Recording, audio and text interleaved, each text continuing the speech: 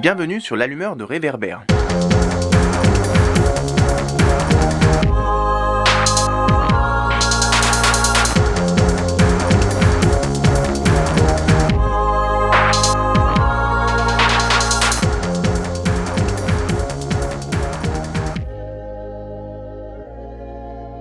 Donc le collectif Interhôpitaux est né en septembre 2019 suite en fait à un mouvement de grève généralisé dans toutes les urgences et la naissance du collectif Interurgence. Et donc l'Interurgence était essentiellement centrée sur les urgences et donc le collectif Interhôpitaux c'était permettre de tous les professionnels de l'hôpital et des hôpitaux d'une manière générale sur tout le territoire français en métropole et en outre-mer de se rassembler et de s'unir pour la défense de l'hôpital public. Bonjour tout le monde, bienvenue sur l'allumeur de Réverbère. On se retrouve pour ce 21e épisode du podcast. Aujourd'hui, on va porter notre lanterne sur la situation de l'hôpital public. Alors, si vous ne l'avez pas déjà fait, je vous conseille d'écouter également le 4e épisode du podcast, publié en juin 2020 et où nous avions interrogé une infirmière et un infirmier du collectif Interurgence qui avait évoqué la crise du Covid-19 et le Ségur de la santé, une grande consultation qui avait abouti à l'adoption d'un plan de soutien à l'hôpital public en 2020. C'est justement parce que, malgré l'écho que le Ségur a eu dans les médias, l'institution hospitalière connaît un boom des démissions et que la grogne des soignants n'a pas faibli, comme l'ont illustré les divers mouvements de protestation, grèves et manifestations organisés dans l'indifférence générale dans plusieurs services de santé dans de nombreuses villes de France en 2021 et en 2022, que nous avons souhaité faire cet épisode en laissant le micro à deux infirmières, cette fois du collectif Interhôpitaux. Un épisode donc très centré sur, entre guillemets, la crise des vocations dans l'hôpital. Et d'ailleurs, vous allez le voir, cette expression crise de vocation, qu'on applique souvent aux infirmières et aux soignantes, est largement battue en brèche au cours de l'interview. Je vous laisse donc avec Sylvie Pécard, qui exerce depuis une trentaine d'années et est actuellement infirmière à l'hôpital Saint-Louis à Paris, et Sophie Michalet, qui réside à Grenoble, infirmière depuis 10 ans, qui a quitté récemment le monde de l'hôpital, et dont vous avez entendu la voix en ouverture de cet épisode. On les a interviewés en visio, tout fraîchement, le 27 novembre. Sophie ouvre l'épisode en se présentant avant d'expliquer le cheminement qui l'a conduit à quitter le monde de l'hôpital. Très bonne écoute!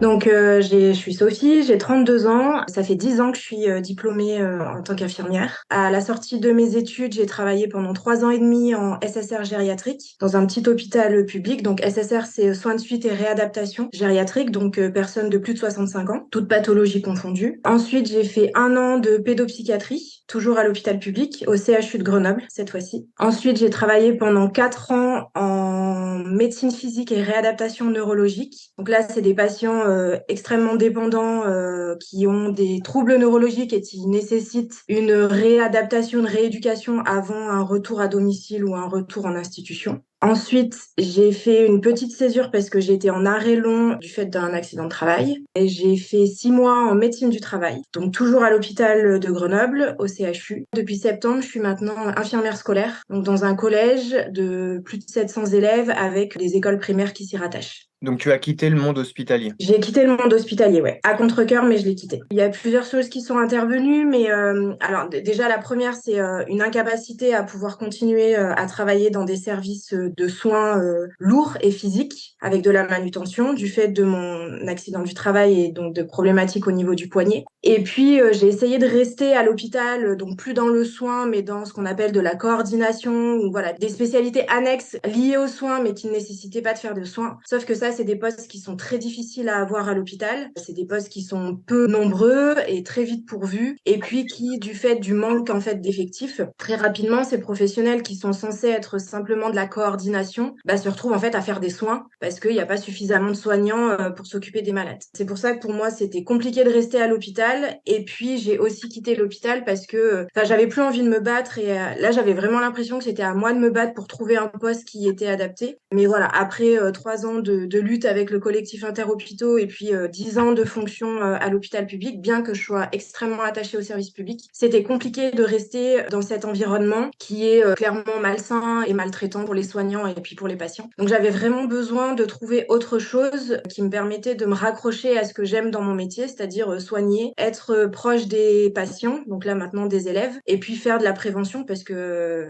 effectivement le soin est important, mais si on arrive à faire de la prévention avant, c'est mieux. Et là, c'est ce que j'ai trouvé en médecine scolaire. Je rebondis sur cette question-là de, entre guillemets, la crise de vocation, même si j'aime pas cette expression parce que ça donne l'impression que c'est à l'échelle individuelle que ça se joue, alors que c'est vraiment systémique. Quelques données rapidement. On a des démissions massives cette année et cet été, par exemple, on avait 2000 postes d'infirmières qui étaient vacants à la PHP, 60 000 à l'échelle de tous les secteurs du médico-social en France. Il y a des problèmes de recrutement, départ, restrictions budgétaires, etc. Tout ça, ça a des traductions concrètes, hein, et parmi les traductions concrètes, on a la fermeture des lits d'hôpitaux. Donc, je rappelle des chiffres qui reviennent souvent, notamment depuis la crise du Covid, mais qui sont quand même bons à rappeler. C'est que en 2017, on a eu 4900 lits fermés, en 2018, 4200, en 2019, 3100, en 2020, 4900, en 2021, encore 4300, dans un contexte où, par exemple, France Stratégie estime que le besoin supplémentaire en 2030, ce sera de plus de 700 000 infirmières. On n'est pas du tout dans une tendance qui répond aux besoins. Sylvie, est-ce que déjà tu peux, un peu comme Sophie l'a fait, te présenter? Et ensuite, deuxième question, est-ce que ce dont vient de parler Sophie, est-ce que ça te parle? Alors moi, je suis diplômée depuis 1994. J'ai fait mes études à l'assistance publique hôpitaux de Paris, à l'hôpital Tenon. Ensuite, j'ai travaillé à l'hôpital Boucicaut en cardiologie. Donc là, c'était un hôpital à taille, on va dire, humaine, un petit hôpital qui a fermé en 2000 avec d'autres hôpitaux, donc avec l'ANEC et Brousset, en fait parce que se construisait l'hôpital européen Georges Pompidou. Donc là, à ce moment-là, moi, j'étais très éloignée de mon travail, ça me rallongeait encore plus de trajet, donc j'ai choisi l'hôpital Saint-Louis. Et donc, comme je ne connaissais pas du tout cet hôpital, j'ai choisi de travailler pendant 20 ans à l'équipe de suppléance de l'hôpital. Donc, l'équipe de suppléance s'appelait également le pool, un groupe en fait d'infirmiers, d'infirmières et d'aides-soignants qui va remplacer tous les jours dans un service différent pour pallier au manque de personnel à l'époque, soit pour vacances, soit pour arrêt maladie, soit pour enfants malades, soit jour de repos. En fait, quand il manquait quelqu'un dans un service pour une raison ou une autre, il y a donc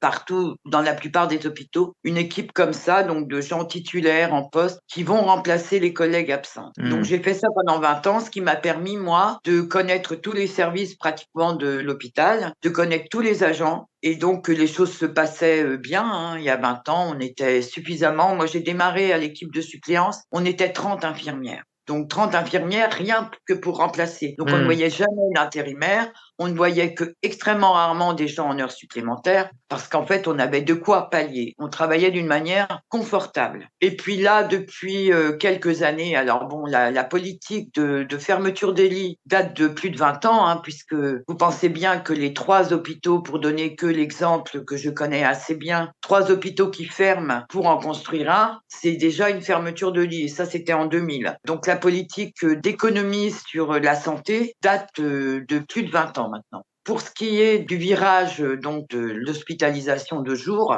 ça a augmenté effectivement ce virage-là, la fermeture de lits conventionnels, d'hospitalisation conventionnelle. Mais le virage a été tellement brut qu'en fait, on se retrouve maintenant avec des gens qui se font opérer en hôpital de jour. Et quand tout va bien, ils rentrent chez eux, mais quand ça ne va pas, ils reviennent le soir aux urgences à l'hôpital. Les lits sont déjà repris parce qu'il n'y en a plus assez. Et du coup, on se retrouve donc avec ce blocage aux urgences qui est dû donc à un manque de lits, vu que les lits, je le répète, ont fermé. Les lits, vous avez rappelé les chiffres, c'est impressionnant. Le nombre de lits d'hospitalisation conventionnels ont fermé. Et donc, on se retrouve dans l'impossibilité de soigner les gens correctement. Là, moi, donc, j'ai fait 20 ans d'équipe de suppléance. J'adorais ça, hein. C'était vraiment un choix. Rencontrer des nouvelles personnes, revoir les collègues qui étaient là depuis 20 ans comme moi. Et puis, un jour, je me suis rendu compte, en fait, quand j'allais dans un service, je me retrouvais avec des gens que je ne connaissais pas, avec des intérimaires, avec des gens de jour qui venaient d'arriver, avec des gens de nuit qui venaient d'arriver, mais qui pensaient déjà repartir, qui étaient là depuis 2 ans ou depuis 1 an, depuis 6 mois, et qui voulaient pas rester parce qu'en fait, ils se rendaient compte que l'hôpital public, c'était pas du tout ce qu'on leur avait promis. Et donc, les gens partaient. Et en fait, je me retrouvais dans des services où je ne connaissais personne. Tous mes collègues et amis, parce qu'en fait, en 20 ans, on crée des liens. Alors, pas avec tout le monde, mais évidemment, on crée beaucoup de liens. Là, en fait, j'avais plus le plaisir de retrouver ces gens-là. Donc, je me suis dit, je vais me mettre dans un service où je connais une ou deux personnes, puisque de toute façon, tous les gens étaient partis. Pour vous donner une idée, là, moi, le service où je travaille, quand j'ai pris un poste de nuit, sur 10 personnes, 11 même, il restait plus qu'une personne et demie de nuit sur les 11. Je me suis dit, on sera 2,5. Et puis maintenant, on va dire, on est 5, quoi, 5, 6. Mais là, il y a eu à nouveau des départs et il va encore y en avoir. Là, j'ai une de mes collègues qui part faire de l'intérêt. Alors, j'ai la prise de conscience avant, c'est-à-dire, ça date déjà à peu près de 5 ans. Mais c'était supportable parce qu'il y avait encore les piliers, on va dire, des services qui restaient. Sauf que moi, je suis dans une génération un peu avancée, puisque là, maintenant, j'ai 59 ans et ça va bientôt faire 30 ans que je suis. Donc, si je compte mes études, ça fait 32 ans que je suis à l'hôpital public. Je m'en suis rendu compte, on va dire, à peu près il y a 5 ans, mais il y avait toujours les gens. Et là, en fait, il y a des gens qui sont partis en retraite, des gens qui sont partis en arrêt maladie, des gens qui sont devenus inaptes par rapport à des problèmes de genoux, etc. Il y avait pratiquement plus personne, en fait, que je connaissais. Ça m'est devenu, je m'en suis rendu compte avant, mais ça m'est devenu insupportable en fait il y a 2 ans, un peu plus de 2 ans, d'aller dans des services où je ne connaissais plus personne et où je me retrouvais à travailler, au lieu d'être avec 4 personnes, je me retrouvais qu'avec 2 ou avec 3, quoi. Donc là, inévitablement, celui qui trinque, c'est en première ligne, c'est le patient. Parce que quand on est moins pour s'occuper d'une salle entière, les gens attendent plus. Je vais profiter de ce que tu dis, je vais rebondir dessus justement. Moins de personnel, du coup il y a un empilement des tâches et on a moins de temps pour s'occuper des patients. Donc évidemment ça impacte la qualité des soins. Donc parmi les conséquences, donc du coup tu viens de le dire très bien, on a cette question du temps d'attente pour la prise en charge des patients. On a eu 2 cas de personnes décédées en 2022, l'un en mars, l'autre en septembre au centre hospitalier de Strasbourg. Et les 2 personnes sont décédées sur leur brancard après respectivement 12 heures et 20 heures à attendre d'être pris en charge. Très concrètement, on a des morts par manque de moyens en fait. Et une deuxième conséquence aussi, c'est que les patients qui attendent peuvent être exaspérés de ce temps d'attente. Donc il y a aussi de la violence qui s'exprime. Tout à l'heure, Sophie l'a évoqué en présentant le collectif Interhôpitaux. Il y avait eu un mouvement de protestation qui avait touché les urgences hospitalières déjà avant le Covid, à partir de mars 2019. Et justement, ça avait démarré à l'hôpital Saint-Antoine dans le 12e à Paris, suite à une énième agression d'un membre du personnel soignant. Est-ce que, de façon très brève, parce qu'après on va développer d'autres points, mais est-ce que déjà sur cette séquence-là, vous pouvez nous dire, vous, qu'est-ce que vous gardez de cette période de mobilisation avant le Covid ? Je faisais déjà partie d'un collectif bien avant. En fait, on avait créé à l'hôpital Saint-Louis un collectif qui s'appelait Stop, qui s'appelle Santé toujours oubliée par les politiques. Et donc, du coup, le collectif, on savait, donc on essayait, c'était vraiment que sur le personnel de nuit qui était, alors là, encore plus oublié que les autres. Et après, on a étendu ce collectif à d'autres personnes. Donc, on s'était mobilisé à différentes occasions. Moi, je ne vois pas l'histoire comme ça, mais je me trompe peut-être, hein. Moi, je vois l'histoire en fait d'une personne qui est décédée à Lariboisière, dans un box des urgences. Et là, les collègues infirmières se mettent en arrêt maladie. Donc ça se passe en début d'année 2019, si je ne me trompe pas. On envoie la police les chercher chez elles, sauf qu'en fait, elles sont en arrêt maladie. Donc on peut pas les ramener à la maison. Donc moi, l'histoire du collectif Interurgence, je le vois comme ça. Mais à l'époque, j'en faisais pas partie, puisque de toute façon, déjà, il n'était pas encore créé. Mais maintenant, j'en fais partie, puisque on a la chance, en fait, que le collectif Interurgence s'est ouvert à d'autres personnes. Et moi, vu que je faisais partie de l'équipe de suppléance, j'allais également travailler aux urgences de Saint-Louis. Donc, je fais partie des 2 collectifs, mais c'est vrai qu'après, le collectif interhôpital s'est créé. Et là, j'en ai fait tout de suite partie, tout de suite. Et après, évidemment, je suis rentrée également au collectif interurgence, parce qu'il faut se dire une chose, c'est que l'hôpital, c'est une grande ville. Les urgences et l'hospitalisation conventionnelle font partie de l'hôpital, hein. C'est pas distinct. Les problèmes qu'on a aux urgences découlent des problèmes qu'on a dans les services, des fermetures de lits. Sophie, je t'en prie. Donc moi je suis à Grenoble et en fait à Grenoble donc le collectif Interurgence c'est un peu créé aussi donc à cette période-là au printemps 2019 après effectivement que les collègues de Paris se soient lancés et on a été 2-3 à ne pas faire partie des urgences mais à être malgré tout intéressés par ce qui se passait parce que comme l'a dit Sylvie en fait les urgences c'est la porte d'entrée de l'hôpital et les problématiques qu'on retrouve aux urgences alors il y a les problématiques de base qui est effectivement la violence qui est bien plus présente aux urgences que dans les autres services mais la problématique du manque de personnel, de la souffrance de la charge de travail, etc., ça se retrouve effectivement sur l'ensemble de l'hôpital et sur l'ensemble des professions. On parle beaucoup des soignants, des infirmiers, des aides-soignants, et c'est aussi une force, je pense, du collectif Interhôpitaux, c'est qu'on parle aussi de l'ensemble des professionnels de l'hôpital. Sur le CHU de Grenoble, par exemple, c'est 150 métiers différents, et donc c'est 150 métiers qui sont forcément impactés par ce qui se passe des uns ou des autres. Du coup, à l'été 2019, moi j'ai rejoint les collègues donc des urgences et du SAMU, parce qu'à Grenoble, il y avait le SAMU aussi qui était très impliqué dans la grève des urgences. Considérer que ce qui était vécu aux urgences était vécu de partout et me concernait aussi directement, puisque c'est ce qu'on dit, le soin c'est une chaîne du soin. Et moi je l'ai vraiment vécu quand j'étais en médecine physique et réadaptation neurologique, c'est-à-dire que c'était plus ou moins la porte avant la sortie de l'hôpital. Et donc moi c'était des patients qui avaient eu des AVC, donc qui rentraient par l'hôpital par le SAMU, une urgence vitale, ils appelaient le SAMU, donc ils étaient pris en charge dans un premier temps par le SAMU, puis ils arrivaient aux urgences, puis éventuellement au bloc opératoire pour se faire opérer, puis après un service de neurologie, et puis une fois qu'ils étaient stabilisés, que ça allait mieux et qu'on voyait qu'il y avait une possibilité de rééducation, ils venaient dans mon service avant, comme je disais, un retour à domicile et la recherche d'une meilleure autonomie. Donc vraiment, moi dans mon service, on était vraiment au bout de la chaîne du soin avant le soin à domicile, parce que effectivement l'hôpital est central, mais il faut pas oublier que l'hôpital tourne aussi grâce à tout ce qui se passe autour, aux médecines de ville, aux médecins généralistes, aux infirmières libérales, aux kinésithérapeutes, etc., à toutes ces professions qui sont en ville. Je rejoins du coup ce que disait Sylvie sur le virage des hôpitaux de jour, ou en tout cas de la médecine et de la chirurgie ambulatoire. C'est quelque chose qui a été décidé très rapidement, mais en fait sans penser à la suite. Effectivement, on peut se dire que c'est merveilleux, et les patients eux-mêmes, on est tous pour ne pas rester longtemps à l'hôpital. Dans les faits, c'est quelque chose de très bien, l'ambulatoire, mais effectivement, il faut voir la réalité, et ça n'a absolument pas été pensé avec la médecine de ville. Et donc, les médecins généralistes, les infirmiers libéraux, les kinés, et puis toutes les autres professions paramédicales se retrouvent à gérer des situations qui dépendraient éventuellement de l'hôpital, mais qui peuvent pas, parce qu'il n'y a pas eu suffisamment de moyens. On parle pas des non-revalorisations des actes infirmiers par les infirmières libérales. Et donc, en fait, c'est des patients qui se dégradent très rapidement, parce que ça, la médecine ambulatoire, ça marche bien, mais pour des patients voilà, qui sont jeunes, en bonne santé, avec une chirurgie programmée, qui ne risquent pas d'avoir énormément de complications. Mais voilà, des complications, on reste sur de la médecine, on reste sur quelque chose qui n'est pas prévisible à 100%, et donc il y a des risques, et puis il y a des dégradations qui se font derrière. Donc voilà, c'est là-dessus où effectivement le virage ambulatoire, il a mal été pensé,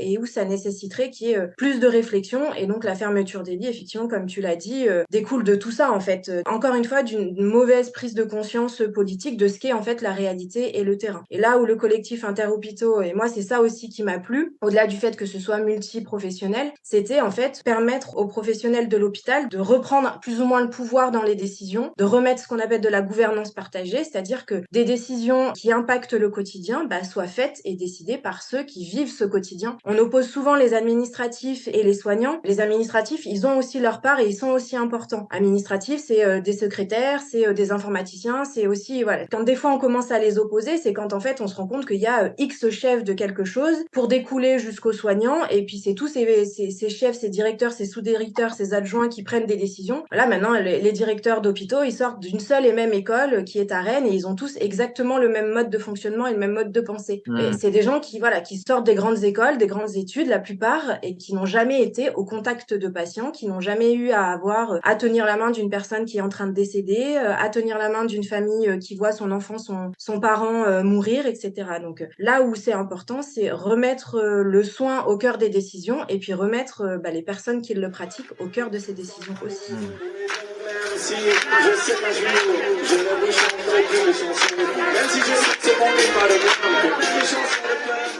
Première pause, on est dans une manifestation à Bastille, à Paris, en 2021. On reprend ensuite l'interview sur la séquence du Covid et du confinement. Sylvie puis Sophie nous expliquent ce qu'elles ont gardé de cette période un peu particulière.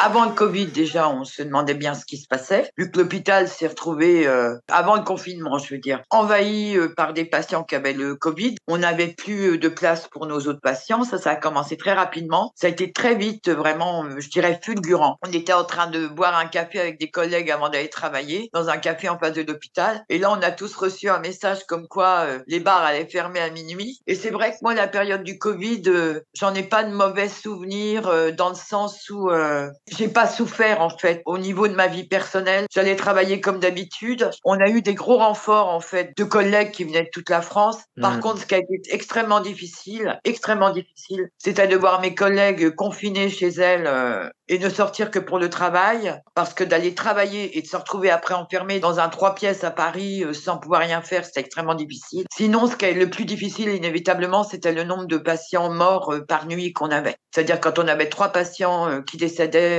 sans pouvoir rien faire, hein, parce que à la première vague, on n'avait pas de vaccin, on n'avait pas de traitement, on tâtonnait, on cherchait ce qu'on pouvait faire pour eux, et les choses c'était tellement brusque, les patients s'aggravaient tellement difficilement, parfois même avant même qu'on sache qu'ils avaient le Covid, hein, puisqu'on avait des gens hospitalisés pour une opération ou post-opératoire, et là quand on les voyait se dégrader en 3 minutes, descendre en réa ou pas parce qu'il n'y avait plus de place, enfin, ça a été fulgurant le nombre de décès qu'on a eu à cette période-là, avec un hôpital qui s'est retrouvé, on va dire, aux 2/3 consacré qu'aux patients Covid, sachant qu'on n'était pas, nous, à l'hôpital Saint-Louis, en première ligne. Hein. C'était, je pense, des hôpitaux comme la Salpêtrière, comme Bichat, qui, eux, ont été submergés avant nous, mais on a suivi, quoi. Et puis tout ce qui était accompagnement des patients inévitablement en dehors de la famille, vu que la famille, elle, n'avait plus le droit de rentrer. Nous qui vraiment travaillons avec les familles sur l'hôpital Saint-Louis pour que les gens soient là, soient prévenus, aient le temps de voir leurs proches pour les accompagner. Là, on pouvait plus le faire, donc là, c'était extrêmement difficile pour nous parce qu'on était vraiment plus que les seuls, quoi. Puis savoir que, du coup, il va falloir qu'on apprenne la nouvelle par téléphone.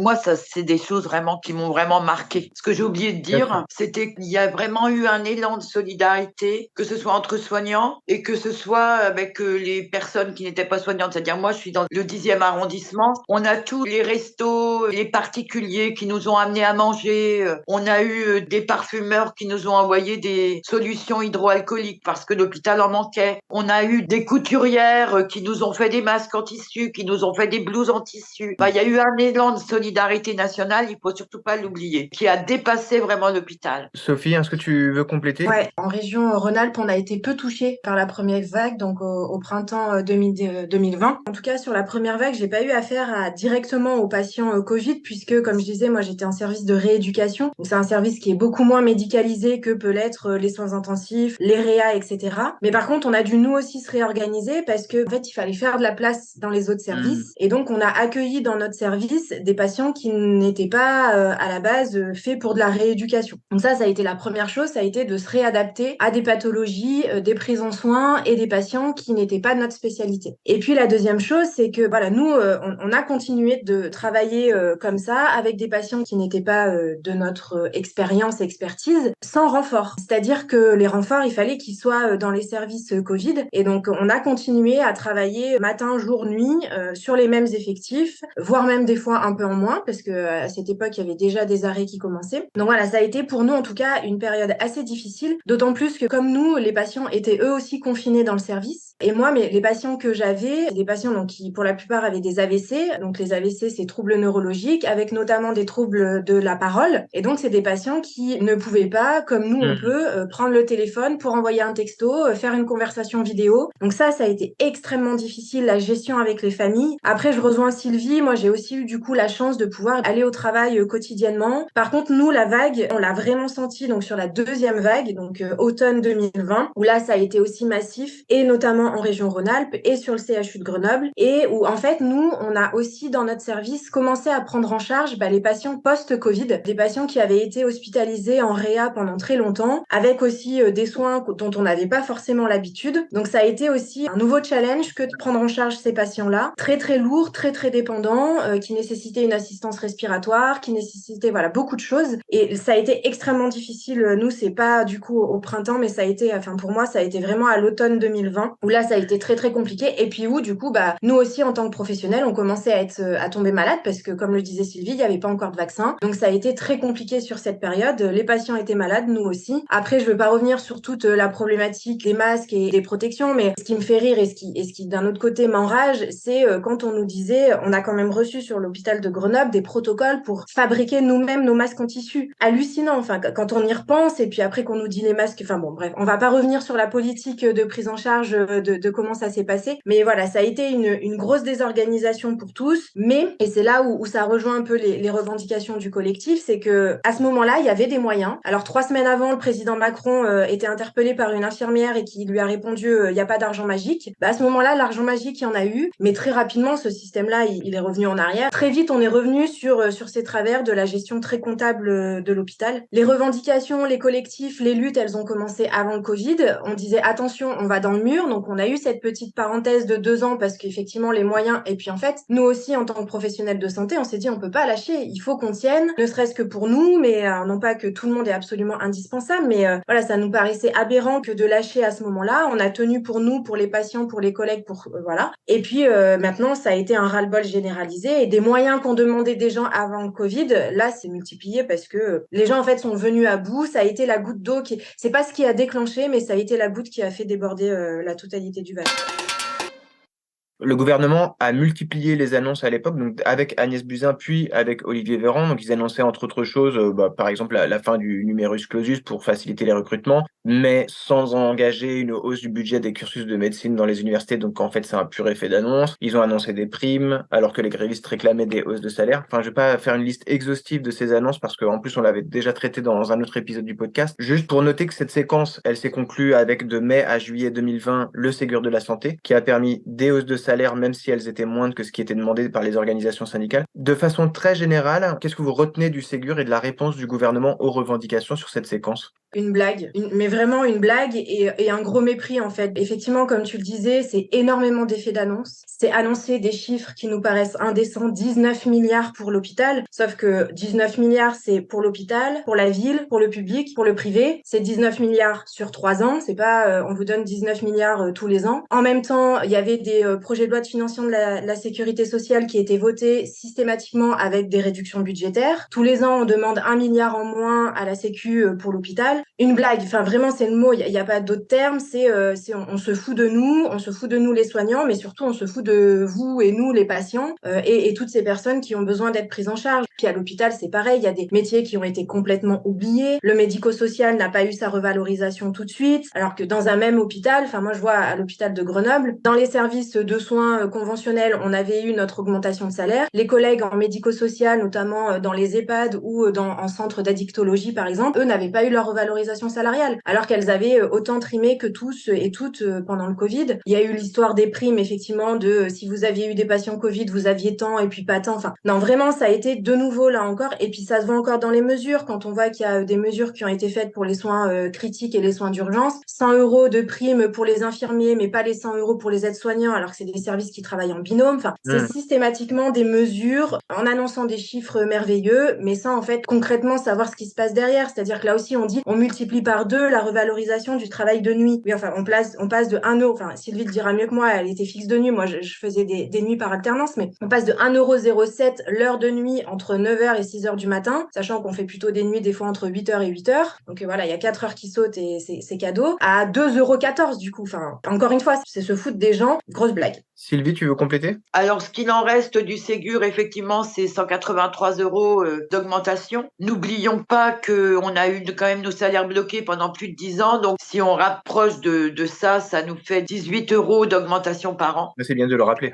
Les salaires des fonctionnaires ont été bloqués quand même depuis plus de 10 ans. Pour ce qui est effectivement de la prime de 1,07 €, n'oublions pas que c'est brut. De 22h à 6h du matin, moi je fais 21h, 7h. C'est encore des petites économies en fait. Le but de tout ça, c'est effectivement, comme disait Sophie, comme on dit tous, c'est de l'annonce. C'est vrai que quand on entend 19 milliards, les gens disent 19 milliards, c'est quoi ? Après, on n'a qu'à comparer avec 400 millions pour la dernière annonce, là, 400 millions pour l'hôpital, une rallonge. Aller faire une prise de sang et demander combien coûte un examen dans le privé où c'est les mêmes tarifs à l'hôpital. De toute façon, tout le plateau technique, il est à l'hôpital. Quand vous êtes hospitalisé, vous avez droit à tout. Donc, imaginons le prix des examens, le prix du matériel, le prix du personnel. Parce que n'oublions pas que quand on est hospitalisé, on n'a pas une infirmière et un médecin. C'est les cuisines, c'est la sécurité, les pompiers qui viennent vérifier que le matériel contre les incendies est là. C'est le plombier qui vient réparer les toilettes dans la chambre. Enfin, voilà, c'est une ville. Le budget, en fait, pour les hôpitaux, c'est des budgets pour différentes villes. Donc, si on rapporte ça à tout ce qui a été donné comme milliards en cadeau, pour que les grosses fortunes payent moins d'impôts, voilà, il faut rapporter ça à ça. En fait, on a fait des gros cadeaux à des gens qui passent leur temps à essayer de payer moins d'impôts au détriment de la santé des gens. En fait, la politique, depuis plus de 20 ans maintenant, c'est faire des économies sur le dos de la santé des gens. Pas de prévention et par contre, il faut que l'hôpital rapporte. Sauf que la santé, ça peut pas rapporter de toute façon, ou alors effectivement dans les cliniques privées. Et là, c'est un autre sujet en fait, puisque les cliniques privées, eux, elles travaillent pour avoir des bénéfices sur le dos de la sécurité sociale. Elles ne soignent des gens qui vont rapporter, c'est-à-dire des interventions qui rapportent et des gens qui rentrent rapidement chez eux. Et si ces gens-là ont un problème, une fois qu'ils ont été opérés, par exemple, dans une clinique privée, qui est-ce qui les récupère? C'est l'hôpital public. Moi, je me suis quand même récupéré des patients qui étaient allés se faire un lifting à l'hôpital américain, pour ne nommer que. Par contre, quand il y a un problème cardiaque, ils sont venus vite à Boussicot. Là, on les garde pas, parce que là, ça va coûter cher et ça va rien rapporter. Moi, je suis entourée, en fait, dans l'Oise de cliniques privées qui ont fermé leur service d'urgence. C'est-à-dire, vous vous faites opérer d'une dent barrée ou d'un ongle incarné à la clinique. Le soir, vous y revenez, les urgences sont fermées. Donc, vous allez à l'hôpital public. Parce que eux, au moins, normalement, les urgences sont ouvertes. Bon, là, depuis cet été, ça change. Pour pas qu'il y ait trop de monde aux urgences des hôpitaux, c'est vrai que on a quand même des grands penseurs qui se sont dit, on va fermer les urgences. Comme ça, les gens meurent chez eux tranquillement. La question des tarifs, le Ségur, écoutez, le Ségur, moi je trouve que les gens en fait n'ont jamais plus parti. En fait, les collègues sont depuis le Ségur, ils se sont dit alors là, c'est même pas la peine, c'est de la poudre aux yeux, c'est de la communication. Donc là, c'est sûr, on s'en va. Je vais rebondir sur les 400 millions, l'enveloppe de 400 millions que tu as mentionné. Là, en ce moment, on parle beaucoup de la vague de bronchiolite qui frappe en particulier les nouveau-nés. Hospitalisé à Paris pour une bronchiolite, il y a un bébé de 20 jours qui a été transféré à plus de 200 km du domicile familial à Lille lorsque les médecins ont décidé de le placer en réanimation. Et à la date du 2 novembre, on comptait une trentaine d'enfants qui connaissaient le même sort. Donc un transfert du fait d'une saturation des services, notamment en Île-de-France. Le 2 novembre, justement, une délégation de soignants s'est rendue devant l'Élysée et voulait remettre à Emmanuel Macron une lettre signée par 7000 personnes alertant sur la situation des services de pédiatrie en France. Ce jour-là, le 2 novembre, le ministre de la Santé, François Braun, a fait plusieurs annonces donc qui visaient à endiguer la crise dans le secteur et il a promis, ce que tu disais tout à l'heure Sylvie, une enveloppe de l'ordre de 400 millions d'euros d'aide au lieu des 150 millions prévus pour les services en tension, entre guillemets, notamment les urgences pédiatriques. Il y a des questions de majoration, de la rémunération des heures de nuit. Je ne vais pas rentrer dans le détail de ce que contient cette enveloppe. Juste cette enveloppe-là, déjà, qu'est-ce que vous en pensez? C'est dans la continuité du Ségur? C'est une blague? C'est une blague, puisque de toute façon, n'oublions pas que cette enveloppe est dispensée quelques jours après que Madame Borne ait balancé le 49.3 sur le budget de la sécurité sociale, où avait été votée une rallonge, je ne sais plus si c'était 1,5 milliard d'euros supplémentaires pour l'hôpital, parce qu'il y a quand même des députés qui ont pris conscience des tarifs et des besoins de l'hôpital public. Donc en fait, quand elle est arrivée avec son 49.3, c'était pour éviter que cette rallonge de 1,5 milliard soit donnée à l'hôpital public. Donc entre 1,5 milliard et 400 millions d'euros, excusez-moi. Alors c'est vrai que pour les gens qui n'ont pas suivi, encore 400 millions d'euros. C'est que de la communication pour faire croire aux gens que l'État fait quelque chose. Mais en fait non, il donne des miettes. Tout est dans la communication. Monsieur Braun nous raconte qu'effectivement, il donne 400 millions. Après, au téléphone sur France Inter, auprès d'une auditrice qui lui explique les problèmes qu'elle a eus devant des urgences fermées, le SAMU qui répondait pas, qui avait son enfant qui allait très mal, il trouve le moyen de répondre. Je suis démunie. N'oublions pas que lui, il y a 1 an, il faisait des vidéos pour expliquer ce qu'il fallait faire et les difficultés lorsqu'il était encore directeur du SAMU français. Là, il était avec nous, en fait. Et d'un coup, médecin là, urgentiste avant, c'est ça? il était médecin urgentiste, président du SAMU de France. Très revendicatif. Et là, maintenant qu'il est ministre, il répond: je suis démuni. Olivier Véran, on sait que de toute façon, lui, ce qu'il aime, c'est la politique. Il a très peu travaillé à l'hôpital. Il a été rapidement député. Mais Monsieur Braun, au départ, c'est quelqu'un de terrain. C'est quelqu'un qui connaît les soucis. Qu'est-ce qui leur arrive quand ils deviennent ministre de la Santé? Je voulais juste rajouter, c'est vraiment pour appuyer ce que disait Sylvie. Effectivement, ces 400 millions pour la pédiatrie, en fait, ils sont que pour l'hôpital public parce que la pédiatrie, il y a que l'hôpital public qui le fait. Les cliniques privées ne gèrent pas de pédiatrie. Et les cliniques privées ne gèrent pas beaucoup de choses, c'est-à-dire qu'elles ne gèrent pas certaines chimiothérapies qui coûtent extrêmement cher, elles ne gèrent pas toutes les maladies neurodégénératives. Enfin voilà, il y a des choses qui, si l'hôpital public n'existe plus, ou pas dans les proportions et dans les moyens qu'on lui connaît actuellement, il y a plus de santé. Enfin, il y en a en tout cas très peu et beaucoup moins efficace, efficiente, comme on aime à nous le dire dans la novlangue. Donc oui, effectivement, on a l'impression encore que 400 millions, c'est énorme, mais comme tu le disais, on sait même pas où ça va, en fait, ces 400 millions. Le professeur Daugier, qui fait partie du collectif Interhôpitaux, qui était sur France Inter suite à ces annonces, a clairement questionné la ministre qui était présente par téléphone. Elle n'a pas su dire qu'est-ce qu'on allait faire de ces 400 millions. Et encore une fois, ces 400 millions sur l'ensemble du territoire français. On parle de la métropole des Outre-mer, tous services confondus. Alors au début, c'était effectivement seulement pour les soins critiques, mais quand on en est à transformer des salles de réveil en services de néonatologie, quand on en est à transformer des couloirs pour faire des services, en fait, c'est tout l'hôpital qui est en soins critiques. Et c'est tout l'hôpital qui est en soins critiques depuis plusieurs années, avec les plans blancs qui se rajoutent et qui se rajoutent. Qu'un plan blanc, ça veut dire il y a plus de vacances, vous revenez forcément sur vos repos. Enfin voilà, c'est beaucoup de contraintes pour les soignants. C'est là où effectivement il faut vraiment insister. Si l'hôpital public s'écroule, alors c'est pas tout le monde de la santé qui s'écroule, mais en tout cas, c'est vraiment une part importante. Et c'est là où les politiques et je pense que les patients et les gens, d'une manière générale, les citoyens, les citoyennes, les habitants, n'ont pas conscience. C'est-à-dire que nous, on se bat effectivement pour nous, pour notre métier, mais on se bat avant tout pour le soin, pour les gens qui en auront besoin. On a tous, à un moment donné, besoin de l'hôpital public dans nos vies et de l'hôpital public, d'une manière générale, du système de santé. Il y a des coupes budgétaires qui sont faites parce qu'on voit l'hôpital comme une dette à combler absolument, mais voyons plutôt le soin et l'hôpital comme un investissement sur l'avenir, c'est-à-dire qu'une population en bonne santé, c'est une population qui travaille, c'est une population qui consomme, puisqu'on nous parle constamment de consommation, d'augmentation du PIB, etc. Mais mettons-y les moyens. Tu disais que dans les annonces du Ségur, il y avait l'arrêt du numerus clausus, mais ça aussi, encore grosse blague, c'est-à-dire qu'il y a un arrêt du numerus clausus, mais on les met où, ces étudiants? Quand dans un seul et unique service, il y a déjà plus de médecins seniors, c'est déjà les internes qui se gèrent tout seuls. Quand dans les enseignements des professions paramédicales, on est une seule infirmière pour des fois 4, 5, 6 étudiants, infirmiers, aides-soignants, etc. Qu'est-ce qu'on veut vraiment? La question, c'est qu'est-ce que veut vraiment l'État? Est-ce qu'on veut vraiment effectivement une santé forte, avec une population en bonne santé, une population qui permet de travailler, de consommer, d'avoir des loisirs, d'être bien en fait, tout simplement? J'insiste sur ce que tu as dit tout à l'heure, Sophie, c'est que la pédiatrie, effectivement, il n'y a que l'hôpital public qui s'en occupe. Donc là, moi, ce que je voudrais, c'est que les citoyens prennent conscience de ça. C'est-à-dire que le jour où ils ont besoin pour une appendicite, une amygdalectomie, pour une brûlure, pour leur gamin, c'est l'hôpital public. Donc si on veut investir sur l'avenir, c'est la pédiatrie, en fait, ne sera jamais prise en charge par le privé. Les enfants, c'est l'hôpital public, point. Il n'y a rien d'autre.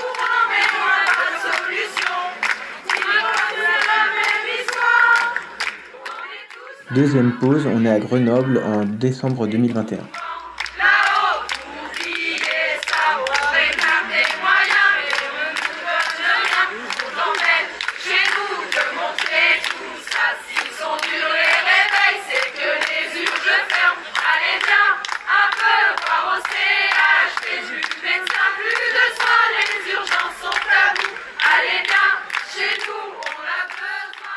Est-ce qu'on peut dire que globalement, ce qui tue l'hôpital depuis plusieurs années, c'est un combo entre guillemets, la crise de la médecine de ville qui ne répond plus à tous les besoins et du coup, les gens se reportent vers un plateau technique où ils vont avoir une diversité d'offres de soins. Un combo entre ça et la logique comptable qui est adoptée depuis plusieurs décennies par les gouvernements successifs qui ont adopté tarification à l'acte, qui recrutent moins, qui ne créent plus les conditions pour que les gens aient envie de rester dans ces métiers-là. Est-ce que tenter une analyse par ces deux biais, c'est suffisant ou vous voyez d'autres éléments? Ça les prend en compte. Après, il y a peut-être d'autres choses aussi, mais effectivement, ça se rejoint sur ça. Pour reparler justement de la T2A, donc la tarification à l'activité, donc c'est la loi Bachelot. Donc Bachelot qui était à l'époque ministre de la Santé, mais il faut pas oublier que c'était Jean Castex qui en faisait partie également. C'est Monsieur T2A, c'est lui qui a mis ça en place. Et puis d'autres, en fait, à chaque fois, ils disent on hérite de ce qui a été décidé auparavant. Sauf qu'on voit bien, ils ont tous été à un moment donné plus ou moins impliqués dans l'histoire. Donc effectivement, la problématique, elle vient de la T2A et elle vient, comme tu l'as dit, de cette volonté de faire en sorte que l'hôpital soit géré comme une entreprise avec un seul et unique chef directeur, avec effectivement ce besoin d'être à l'équilibre, de faire des recettes autant qu'on dépense et surtout pas dépenser plus que ce qu'on reçoit. On peut pas demander à ce que de la santé soit rentable. Et comme on l'a dit, il y a toujours cette histoire du en même temps où justement pour répondre aux crises des urgences à l'automne 2019, Buzyn parlait de son plan Ma Santé 2022 qui prévoyait la suppression donc du numerus clausus mais qui prévoyait aussi la suppression de la T2A. Sauf qu'on se rend compte que des domaines du soin qui n'avaient pas jusqu'à présent la T2A, notamment la MPR, donc médecine physique et réadaptation, et la psychiatrie, on leur demande désormais de mettre en place cette T2A. Donc on dit d'un côté, on va l'enlever par exemple pour certaines maladies chroniques, pour le diabète, le cancer, mais d'un autre côté, on le met en place pour de la psychiatrie. Comment est-ce qu'on cote, comment est-ce qu'on quantifie ce qui est du soin psychique, psychiatrique, de la relation à l'autre, de l'humain. Et c'est quelque chose qui va être mis en place dans le médico-social, etc. Repenser l'hôpital, c'est repenser clairement son mode de financement, c'est repenser l'ONDAM, c'est repenser cette T2A, c'est repenser tout ça. Et c'est L'ONDAM, tu peux repenser préciser ce que c'est? L'ONDAM? l'objectif national des dépenses de l'assurance maladie. En gros, c'est le budget de l'hôpital. Et c'est ça qui est voté tous les ans au PLFSS. Donc voilà, c'est repenser tout ça. Et comme tu l'as dit, c'est repenser ce travail avec la ville, comme on l'a dit antérieurement. On a demandé à une réorganisation de l'hôpital. Donc c'est repenser, c'est réorganiser le système de soins de l'hôpital, de la ville, pour les médecins libéraux, etc. Donc c'est effectivement, c'est reprendre tout ça dans sa globalité, dans son ensemble. Et puis comme tu l'as dit, cette logique comptable, là on se dit, il n'y a pas suffisamment d'infirmiers. Mais à un moment donné, ça a été la volonté des pouvoirs publics que de limiter ce nombre d'infirmiers. C'est-à-dire qu'on fermait des lits pour pouvoir faire des restrictions budgétaires. Et le seul moyen de réduire ces dépenses, c'est d'agir sur la masse salariale. Et agir sur la masse salariale, c'est agir sur le nombre de personnel qui est là. Donc c'est ne pas augmenter les salaires, comme l'a dit Sylvie, ça a été gelé. Et puis c'est aussi du coup réduire le nombre de personnel qui travaille. C'est pas Donc, juste une prise de vocation, quoi. C'est pas, non. Alors moi, j'ai horreur de ce terme de vocation. La vocation, voilà, c'était avant, c'était l'époque des bonnes sœurs. Moi, je n'étais pas vouée à être infirmière. C'est un cheminement personnel qui m'amène à être infirmière. Et puis, le fait de dire constamment ce mot vocation, c'est vous l'avez choisi, vous saviez dans quoi vous vous lancez, assumez vos choix. Vous saviez que vous alliez travailler la nuit, les week-ends, que vous alliez revenir, que vous alliez pas avoir de vie de famille. C'est des gens qui aiment ce qu'ils font, mais ça veut pas forcément dire que c'est une vocation. Et donc, effectivement, c'est pas juste les gens se sentent moins investis, c'est qu'à un moment donné, on a dit, il y a trop de soignants, il y a trop d'infirmières, donc pour faire ça, on arrête de les embaucher, on ferme des lits. Alors maintenant, c'est un petit peu la carotte, c'est si vous voulez venir travailler à l'hôpital, oui, venez parce qu'il y a les 12 heures et qu'en 12 heures, voilà, vous travaillez 3 jours dans la semaine, puis après, vous travaillez plus. Sauf qu'il faut bien se rappeler aussi que les 12 heures, à un moment donné, elles ont été mises en place à l'hôpital pour réduire le budget d'une équipe postée 7h30, 14h, 14h, 21h et 21h, 7h30. Ça faisait 3 personnes différentes. Là, en 12 heures, ça n'en fait plus que 2. Et en 12 heures, il n'y a pas de transmission. C'est-à-dire qu'il n'y a pas de transmission orale. Puisqu'on arrive à 7, on repart à 19. Et la collègue, elle arrive à 19, elle repart à 7. Le temps de transmission, c'est du coup personnel. C'est-à-dire qu'on accepte de venir un quart d'heure plus tôt et on accepte de repartir un quart d'heure plus tard pour qu'il y ait ce lien qui soit fait entre les différentes équipes. Donc, on passe aux 12 heures. Comme ça, on réduit les effectifs. Encore une fois, c'est des choix qui sont pensés, réfléchis. Et comme on l'a dit tout à l'heure, c'est vers quoi on tend et qu'est-ce qu'on attend de ça. Avant de te passer la parole, Sylvie, juste un petit point de définition. On en a déjà parlé dans le podcast, dans un précédent épisode, mais c'est un point qui me semble vraiment crucial pour comprendre la logique comptable qui a été mise en place depuis une bonne quinzaine d'années au moins. Est-ce que tu peux expliquer le principe de la tarification à l'acte, la T2A? C'est-à-dire que chaque acte médical ou de soins a une certaine cotation, équivaut à une certaine quantité, et donc tout acte doit être noté. Et en fait, c'est grâce à cette notification d'acte que l'hôpital a son budget. Avant, c'était une enveloppe globale, et désormais, donc c'est plus une enveloppe globale, c'est s'il y a suffisamment d'actes qui sont cotés, qui du coup rapportent de l'argent, du coup l'année d'après on va donner autant pour combler. Et là où c'est problématique, c'est qu'on ne fait pas selon les besoins. Et c'est là où il y a un moment donné, il y a eu des dérives, on faisait plus d'actes pour justement pouvoir bénéficier de cette revalorisation. Par exemple, il y a eu une période où on faisait énormément d'imagerie, parce que l'imagerie, ça rapporte. Ça coûte pas grand-chose et ça rapporte. Sauf que désormais, des imageries, on en fait de moins en moins, parce que il y a de moins en moins de radiologues, il y a de moins en moins de manipulateurs radio. Du coup, c'est des soins qui rapportent de moins en moins. Et la tarification à l'activité, au début, voilà, ça marche très bien pour des chirurgies très bien programmées, avec encore une fois très peu de risques de complications. Mais lorsque vous avez un patient qui se fait une chirurgie, peu importe, une prothèse qui normalement devrait bien se passer, une prothèse de la hanche ou du genou, voilà, c'est coté à un certain moyen. Sauf que en fait, ce patient, il est diabétique. Et puis on se rend compte qu'en post-chirurgical direct, en fait, il décompense son diabète, donc il est hospitalisé plus longtemps. Et au bout d'un moment, plus il est hospitalisé, plus il va avoir des soins qui ne rapportent pas, parce que faire des soins, par exemple, d'un pied diabétique, faire des soins d'éducation thérapeutique, c'est pas des soins qui rapportent, mais c'est des soins qui prennent du temps et c'est des soins qui prennent des lits. Donc c'est des soins qui du coup empêchent que d'autres patients rentrent dans cette boucle à chaque acte, le prix qui va avec derrière. Tu dis quoi, du coup, qu'un patient qui, entre guillemets, ne rapporte plus, on va l'inciter à partir alors qu'en fait, il aurait dû rester plus longtemps, par exemple? Ah oui, clairement. Désormais, les patients qui ne rapportent plus à l'hôpital, clairement, on les met dehors, on les renvoie chez eux avec pas suffisamment de prise en charge à domicile pour qu'ils rentrent. Effectivement, tous les patients ne nécessiteraient pas forcément une hospitalisation complète, mais seulement s'il y a l'apport de soins qui est suffisant derrière et s'il y a suffisamment de suivi par le médecin généraliste ou de suivi de spécialistes, mais en ville. Et on nous dit en fait, il y a plus suffisamment de budget, donc le patient, voilà, il est plus rentable, il faut qu'il sorte pour faire rentrer d'autres patients à la place qui soient rentables. La problématique, elle est là, c'est qu'on fait pas selon les besoins de la population et des patients, on fait selon une moyenne comptable.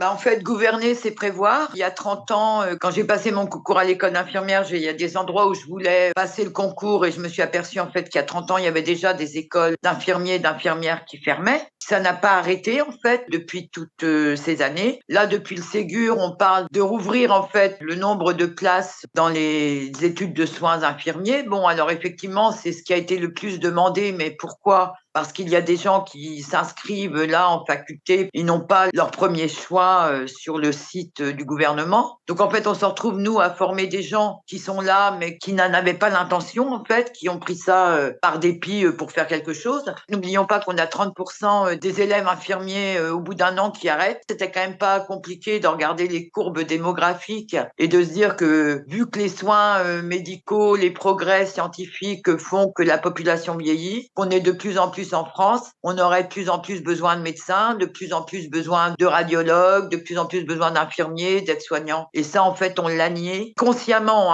pour faire des économies, puisque de toute façon, la sécurité sociale, c'est l'État. Si on paye plus d'impôts, s'il n'y a plus d'argent pour la Sécu, c'est ni plus ni moins que c'est les mutuelles qui vont prendre les relais. Et là, les mutuelles vont augmenter. Même à l'hôpital, le privé arrive. Les gens, en fait, voient des médecins qu'ils pourraient voir dans le public en privé.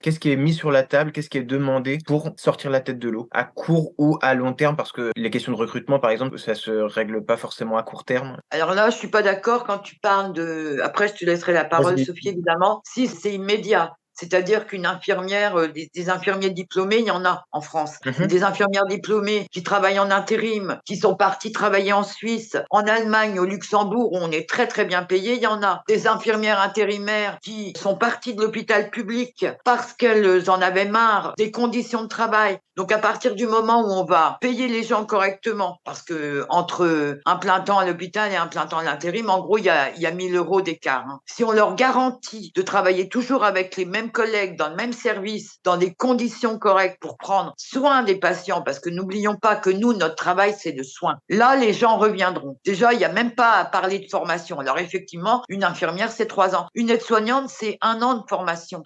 Donc on peut agir très très vite. Même les aides-soignants vont travailler en intérim, pour vous dire, pour être mieux payés. et pour ne pas être appelés sur leur jour de repos, parce que vous avez une vie à côté. Donc déjà, à ce niveau-là, on peut agir très très vite. Et c'est pas avec 183 € qu'on refait revenir les gens. Les syndicats avaient demandé 300 €. Je pense que ça aurait été plus marquant que des économies de bout de ficelle à 183 €. Mais attention, je le rappelle, qui ne sont pas sur le salaire de base, qui sont une prime. C'est-à-dire que si vous vous formez, les 183 €, vous ne les avez pas. Sophie, sur les revendications, tu veux... Ouais, sur les revendications, en fait, historiquement, donc les deux collectifs interurgences, interhôpitaux avaient à peu près les mêmes revendications. Il y en avait 4. C'était en fait l'ouverture des lits, donner des lits d'aval, donc les lits après urgence pour libérer, en fait, désengorger les urgences. Donc c'était la réouverture et l'augmentation des nombres de lits. Parce que tu l'as dit, il y a beaucoup de lits qui ont fermé. Alors, c'est pareil, c'est un peu technique, mais tu as annoncé les chiffres qui sont factuels, vrais. Donc ça, c'est vraiment ce qu'on appelle des fermetures administratives. C'est pensé, c'est réfléchi. Et puis, il y a toutes ces fermetures de lits dont on parle pas, mais qui, en fait, sont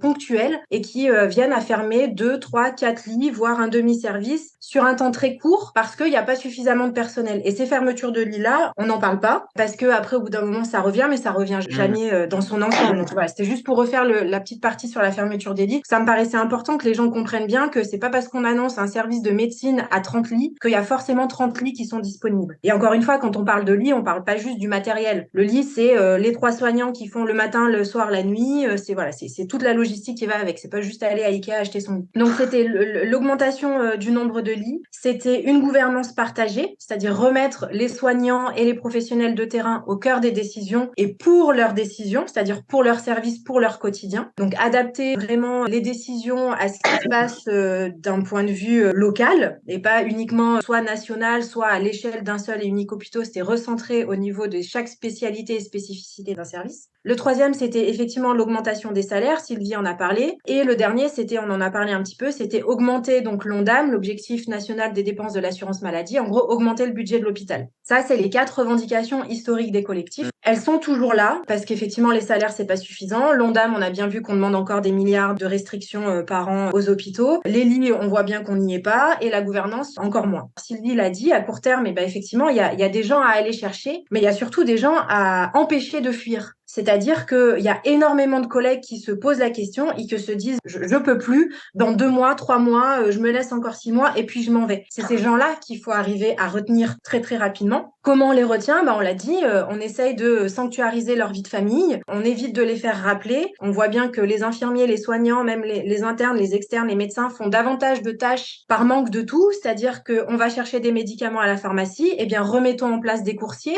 C'est nous qui faisons les commandes et qui rangeons les pharmacies, augmentons le nombre de préparateurs en pharmacie. C'est nous qui répondons au téléphone, qui gérons les transports avec les familles ou pour les rendez-vous médicaux. Remettons des secrétaires médicales, remettons toutes ces professions. On n'a pas parlé des kinés, on n'a pas parlé des psychologues, on n'a pas parlé des diététiciens, diététiciennes. Voilà, c'est l'ensemble des professions qu'il faut en fait inciter à revenir et qui permettront après d'alléger toutes les autres charges. On a besoin de toutes ces tâches annexes, elles sont nécessaires pour fonctionner et pour faire marcher un service. C'est pas du soin pur, mais c'est ce qui nous permet de faire du soin. Allons chercher ces gens et faisons des professions support. Et pour être mieux dans son service, il faut aussi avoir des ratios soignants-patients dignes et respectueux du soin et respectueux du patient. Et là, encore une fois, adapté à chaque profession. Une infirmière pour 10 en service de chirurgie, peut-être que c'est jouable. Une infirmière pour 10 en service de néonatologie, c'est pas possible. Une infirmière pour 10 aux urgences, c'est bon, sauf que là, désormais, c'est une infirmière pour 30, 40, 50 patients aux urgences. Comment est-ce qu'elles font? Donc, c'est remettre des ratios soignants-patients, encore une fois, adaptés aux soins, adaptés à ce qui se passe au sein des services. Et puis, on en a parlé, c'est sanctuariser aussi la formation, permettre aux soignants de pouvoir se former régulièrement. On l'a vu jusqu'à présent, il y avait énormément de compagnonnage et de transmission des plus anciennes vers les nouvelles. Ça n'existe plus. Quand on voit que dans un service, la plus ancienne, elle a 1 an, 2 ans d'ancienneté, c'est pas elle qui peut nous permettre de comprendre et d'avoir une expertise. Là, encore une fois, le système hospitalier et le système français, il est fait que chaque maladie ou pathologie dépend d'une spécialité. C'est-à-dire qu'on va pas gérer une personne en service d'urologie comme on va la gérer en service de neurologie ou de médecine interne. Et c'est justement ce compagnonnage, cette transmission de savoir qui nous permettait à un moment donné d'être experts dans notre domaine. On a un diplôme générale de soins quand on est infirmière, qui nous laisse la possibilité de travailler de partout, mais on devient compétente et experte dans nos soins parce qu'on a cette transmission. Là, désormais, cette transmission, elle ne se fait plus par les plus anciennes et elle n'est pas faisable par les formations parce que systématiquement, quand on demande une formation, on est retoqué pour nécessité de service parce qu'il n'y a pas suffisamment de personnel et donc on ne peut pas laisser le service avec encore une infirmière en moins, sachant qu'il en manque déjà 3 pour aller se former pendant une journée. Et ça fait partie aussi des revendications, c'est sanctuariser la formation. On a parlé des infirmiers, ça équivaut aussi pour les externes et pour toute la partie universitaire et professorale qui rentre là-dedans, quoi. Quand on parlait justement d'investissement sur l'avenir, c'est toute la partie sur la prévention et sur la santé publique. On l'a bien vu au moment du Covid. On s'est rendu compte que les gens, en fait, ne savaient pas que lorsqu'on se mouche, on jette son mouchoir, que lorsqu'on se mouche, on se lave les mains, de la base. Et ça, c'est l'éducation thérapeutique, c'est la prévention, c'est la promotion de la santé. Et là-dessus, il y a zéro budget. La santé publique, la médecine scolaire, la médecine de santé au travail, c'est les derniers choix parce qu'en fait, c'est pas suffisamment revalorisé. Pour avoir travaillé du coup en médecine du travail pendant 6 mois. Grenoble, c'est quand même 11 000 personnels. Il y avait 3 médecins pour 11 000 personnels. Enfin, normalement, il en faudrait au moins 7. Là, du coup, je parle aussi pour ce que je connais désormais. La médecine scolaire, c'est une catastrophe. Il y a de moins en moins de prise en charge en ville. Donc, moi, je le vois bien à l'infirmerie. En fait, les élèves viennent me voir. Ah oui, mais j'ai pas de médecin et mon papa, il m'a dit de venir vous voir parce que ça fait 4 jours que j'ai mal à la cheville et que j'arrive pas à voir mon médecin généraliste. Ou, ah bah oui, je sais, normalement, je dois voir un dentiste. J'ai super mal aux dents. Je sais pas ce qui se passe, mais j'ai pas de dentiste pour me prendre en charge. Et la médecine scolaire, là aussi, moi, mon médecin, c'est un seul médecin pour 6 lycées, 4 collèges et une vingtaine, voire une trentaine d'écoles en plus, quoi. Donc, c'est toute cette partie-là du soin qui est nécessaire, la prévention, l'éducation, la promotion de la santé, qui est complètement oubliée, en fait.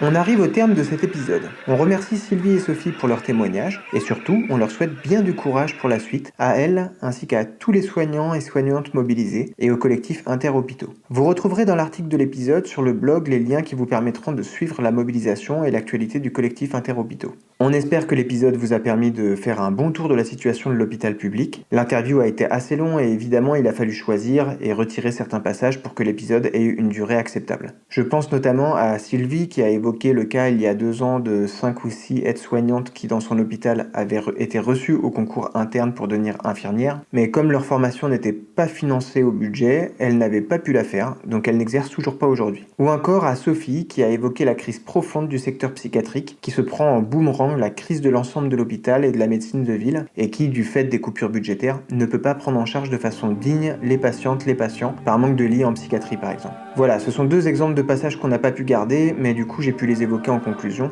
N'hésitez pas à partager l'épisode et à parler du sujet autour de vous, il est largement sous-traité dans les médias au regard de son importance dans nos vies et de sa dimension fortement sociale, humaine. On peut pour terminer rappeler un message qu'ont essayé de faire passer Sylvie et Sophie au cours de l'entretien. Le soin est l'affaire de tout le monde et la dégradation constante des urgences et plus globalement de l'hôpital public est aussi le résultat de l'indifférence des citoyennes et des citoyens sur ce sujet. Pas seulement des choix comptables et parfois absurdes pris sur ce secteur depuis plusieurs décennies par les gouvernements successifs. C'est donc aussi un appel aux consciences. Voilà, on se retrouve le mois prochain pour un dernier épisode qui viendra clore l'année 2022. À bientôt et gardons nos lanternes allumées.